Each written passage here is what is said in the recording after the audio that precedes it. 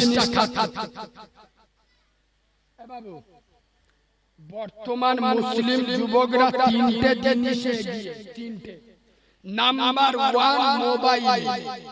মুসলমানের ছেলে আমি নবীর মেম্বারে বসে বসে যাচ্ছি, টোটো চালায়, 30,000 টাকার মোবাইল। ঠিক বলেছি না ভুল বলেছি? আর রাসূল বলে যাচ্ছে যে জাতির ভিতরে শিক্ষা নাই ও জাতি আগে বাড়তে পারে না।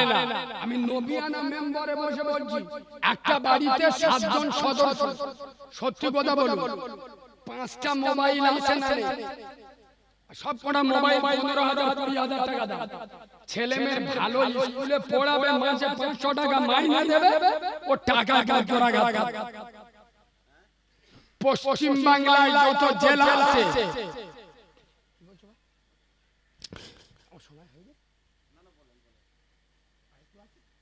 ভাই পশ্চিম বাংলায় যত জেলা আছে, মুর্শিদাবাদ সব থেকে পিছিয়ে নেই। বলুন বলুন। আমি তো আগে মুর্শিদাবাদে আসতাম না, ডাউন নিতাম না, কিন্তু এই রিসেন্ট বছর দুই হচ্ছে আমি মুর্শিদাবাদে প্রচুর আসছি। গত কালকে আপনাদের ওই আজমতপুরে ছিলাম। আজমতপুর কিছুদিন আগে আপনাদের সাইদাপুরে এসেছিলাম, জঙ্গিপুরে এসেছিলাম, মুর্শিদাবাদে ঢুকছি, লালগোলা ভগবান গোলা। খোদার কসম, আমি এখানে যত লোক বসে আছে নিশ্চয় জ্ঞানী মানুষ। মুর্শিদাবাদের নসিব ততক্ষণ চমকাবে না যতক্ষণ দুটো কাজ না করবে। কেন মুর্শিদাবাদে শুধু রাজমিস্ত্রি আর বিড়ি বাঁধা হবে, আর রাজনীতির সময় গুন্ডামি করে নেতাদের চেতাবে, হক কথা বললে তো রেগে যাবে। এই মুসলিম ছেলেরা, আমি নবীর মেম্বারে বসে বলছি, তোমাদের রাজনীতি চলে বেশি।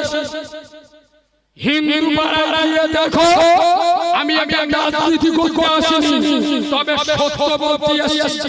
হিন্দু পাড়ায় যান, এই 2024 লোকসভা রিপোর্ট বলছি, হিন্দু পাড়ায় যান, 100-র মধ্যে 60 থেকে 70টা হিন্দু বিজেপি করছে। ঠিক বলছি না ভুল বলছি?